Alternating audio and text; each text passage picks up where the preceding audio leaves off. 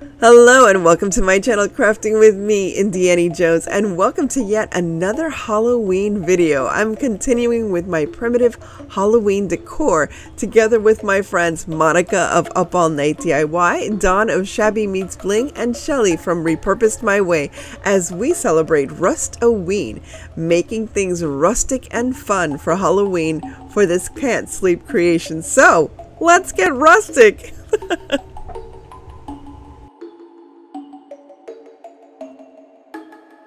Now, for this first one, I'm not sure if it's rustic, I'm not sure if it's retro or vintage, I'm just sure that I liked it very much, and I've been wanting to make kind of like those moons that are witches, that are like magical and mystical. So this is kind of like a magical, like warlocky witch man on the moon. I don't know, I just liked it, but you understand what I'm talking about, especially if you love Halloween decor that's more rustic, that's more retro and vintage.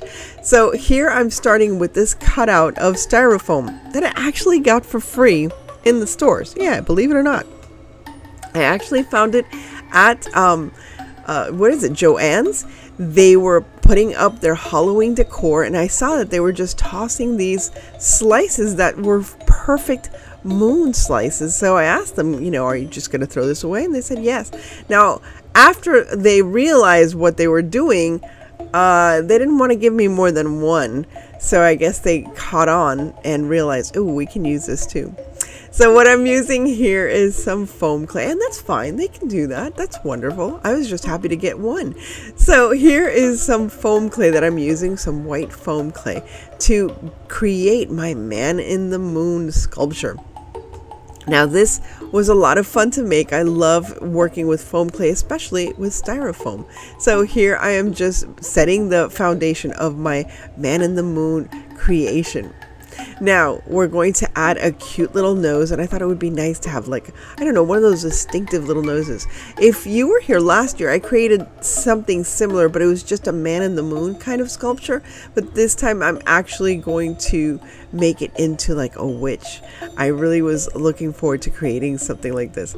So once I have the nose down, then I created this little, I decided to put a little spider in this sculpture as well. So the man in the moon is going like, ooh, there's a spider, oh my goodness. So there's his little mouth.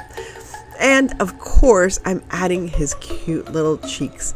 And all I'm doing is just adding the clay to create the look. Now, one of the things I suggest if you're working with foam clay, especially in any kind of clay, even air dry clay, is use a mister so that you can sculpt and really create beautiful designs with your clay without too much first of all breaking, and also you don't want to see the seams in between your adding of clay. As you saw in the beginning, I had to add 2 pieces of clay just to make the face. Now I'm adding the eyeball and the eyelids, which will give the character, all of his character of course, and his expressions, because you can see it all in the eyes. Next, I'm using a combination of folk art acrylic paint to get to this kind of like a golden harvest moon color. Now I could have added some divots to make it like look like craters and stuff, but I just love this color and I just wanted to keep it very, very simple. I think it's a very rustic look as well as vintage. So here I'm adding of course colors to his cheeks and his eyes. I keep saying he. It could be a he, could be a she. It's just a creature in the moon, a face in the moon on a Halloween night. So there I am adding its eyes, and then of course the expressions in his eyebrows, or her eyebrows. And of course, you know, if I'm doing anything Halloweeny or spooky, I have to have my spooky little black cat nearby. There's little Kudu just sitting as I am sculpting the witch's hat on this man in the moon sculpture. Of course, any witch's hat has to have a nice little brim. So there's the brim, and now I am painting all of the witch's hat. And what I did for the black paint to not make it completely black is I added some shades of navy blue. So as you look at it, it'll have shades of black, shades of blue, because I figured it might as well have like an evening sky color to the hat. Once I have everything dry, then I'm going to start creating the little creature that's going to be crawling off of the witch's hat. Using some clay and wire, of course, I'm going to create my spooky little spider, my nighttime spider that's going to come and visit the man in the moon or the witch in the moon, whatever you want to call it. And I think it just looks adorable, of course, using some wire for the legs. And I decided to color it a dark hue of purple. And there you have it. Now you'll have to wait for the final reveal. I've been watching so many videos of primitive fall and Halloween decor, and one thing I've noticed in each and every one of them is that they all have some sort of candle sconce. And if you like this so far, take a moment now to like, share, and subscribe so you can come back for some more Halloween fun. Now I'm taking this little metal plaque that I got from the Dollar Tree, I believe, and I wanted to make it really rustic. Yes, I realize that it is galvanized and it's rustic as it is, but I wanted to really darken it up and add some more Halloween fall, kind of vibes. So here you can see that I added the colors of it was actually like a very dark burgundy and black, and now I am adding some cinnamon on top of the wet paint. I also had this little galvanized I guess it's a milk container, and I am going to use that as the actual candle holder. So here all I am doing is adding the quote-unquote fake rust, and this will definitely give it a very rustic feel for any decor, especially for Halloween. And what I like about this is it's not necessarily fall, because I can change it for fall or for Christmas. Now there you can see the little galvanized container that I think I also got at the Dollar Tree. This was all from my stash, so I'm sure they still have these items at the Dollar Tree, and this is going to be my candle holder. Now I have this candle and I'm going to grunge it up, or yeah, I guess it's called grunge, or I think it's called grunging it up. I can't remember the word now, but anyway, I'm going to grunge it up as best as I can using a little bit of Mod Podge and some cinnamon and a little bit of coffee grounds. And as you can see, it's it's grubby. That's what it is. That's what Shelly calls it all the time. She grubbies up the candles. So now with my grubby candle, I'm going to create my little sconce that I'm going to use in my fall and Halloween decor. And I love the fact that really I'm going with the primitive Halloween decor, because it's going to look I'm not going to touch it. I'm going to leave it as it is, and it's going to look adorable for Thanksgiving as well. And there you have it. Now I did decide to add a little bit of styrofoam at the bottom of the candle holder so that I can decorate it with some greenery and flowers and leaves and really bring the fall and Halloween decor to life in this little sconce. What do you think? Is this rustic enough? I love it, and I can't wait to see how I will change it up for Christmas as well as all year long. I'll have this around as well.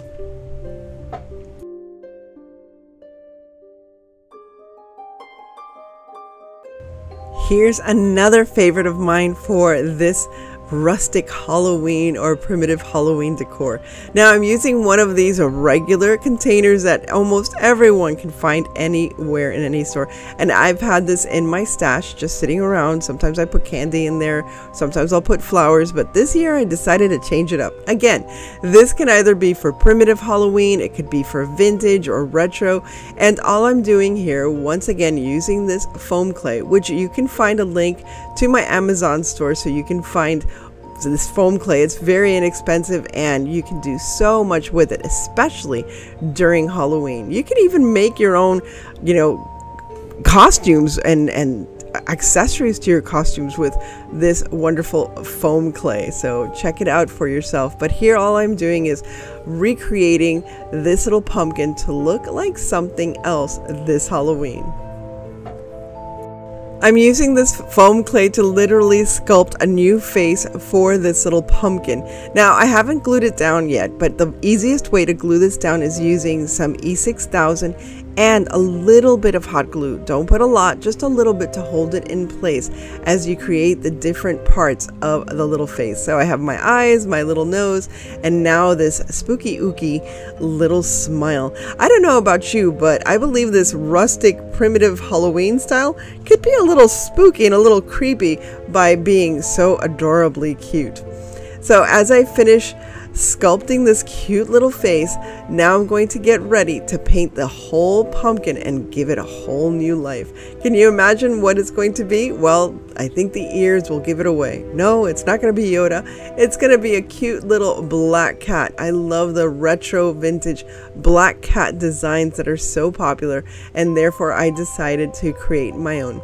Now, I didn't cover the whole entire pumpkin with paper mache or clay, so it is going to have those little ridges that are normal for pumpkins, but to me, honestly, I think it just adds to the character of it, that it's kind of like a black cat pumpkin decor idea or design. So just using regular acrylic paint, actually no, I'm going to be very honest, this is chalkboard paint.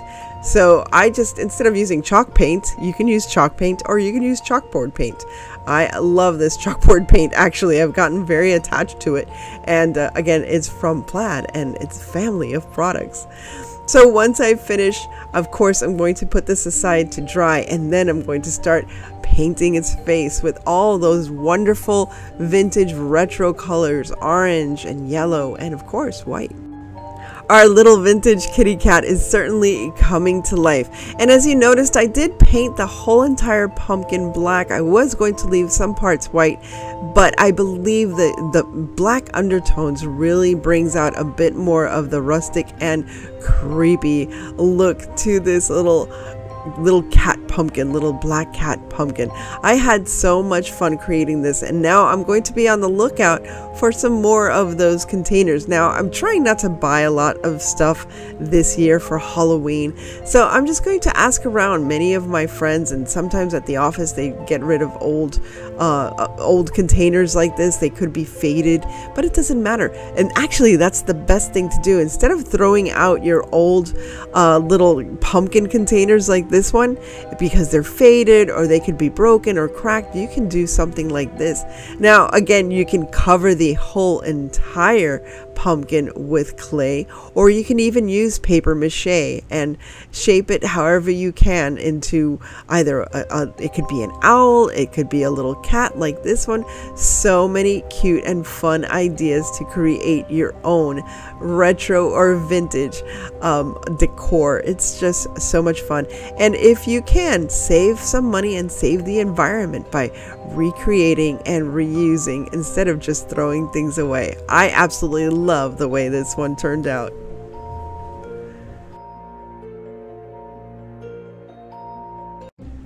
If you've watched some of my other primitive Halloween decor videos, you'll see that I've created some fun little characters for my primitive Halloween display. And here's another little character.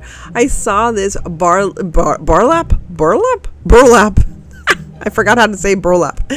Burlap little covered a pumpkin, and I thought this was so perfect to create another little character for my display. This one's going to be a younger little witch. I have a little granny witch, but now this is going to be a cute little young girl witch. And it had this wonderful fabric. I have such a stash of Halloween fabric that I absolutely adore. And I wanted to make some more characters. And I still have one more character in mind, so hopefully I'll have the time to do that. But here all I'm doing is just, of course, I'm using hot glue instead of sewing it. If you really want to stay to the traditional primitive decor look, definitely, if you can, sew it. But if you can't, hot glue is going to be just fine. You won't notice the difference in the end. And here all I'm doing is making these little arms, of course, making these little tubes with fabric and filling them with cotton balls. And then I'm adding a little bit of some floral wire. I have some long floral wire in my stash and decided that would be a good way so that I can pose my little character in the end. Now I'm going to need some help with the name name once again. She's just so cute and adorable. I did end up naming my little Irish witch Maggie, so this one's a little bit younger. Now check this out. I had this trim with these wonderful little like ball fringes, and that's what I'm going to use as her little hands. Now the fringe is just I guess it's like a wooden bead that they had covered in string or in thread, and it looks so cute. Now I'm adding a little bit of lace to her cuff to make it really look very girly and sweet. I really like this little character. She's so adorable. Now I've made her a little dress, and I'll show you how I added on to the cone afterwards. But I found this little bag, and it's a little velvet bag, and I really wanted to use it to create little boots. And all I did was cut out the boot shape, you know, to double-sided, and added some cotton, and there it is. There's a little boot, and it has a little drawstring at the top so I can tighten it around her cute little legs. I thought this came out so adorable. Again, once again, using the same technique, adding a wire and cotton to her legs so I can move her in any way I would like to. Now, look at this wonderful polka dotted dress, and of course adding some lace details as well, because I think she's very cute, very like kind of like a Little House on the Prairie pumpkin girl. That's who she is. And now I'm just decorating her cute little face and finishing off what I think is an adorable character that I'm going to add to my primitive Halloween decor. I hope this inspires you to get a little rustic this Halloween. I adore this. So again, give me your suggestions for a cute little name for this new little critter.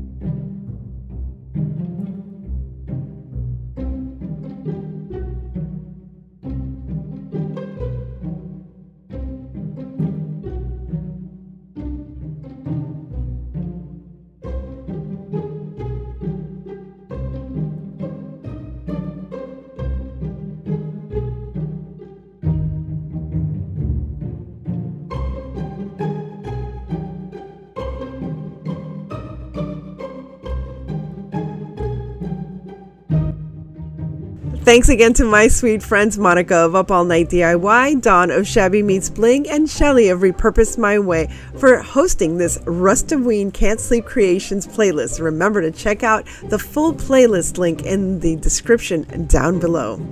Thank you again for stopping by, and please remember to like, share, and subscribe. And as I always say, stay safe, be kind, God bless each and every one of you, and remember to live the adventure, and I will see you again very soon.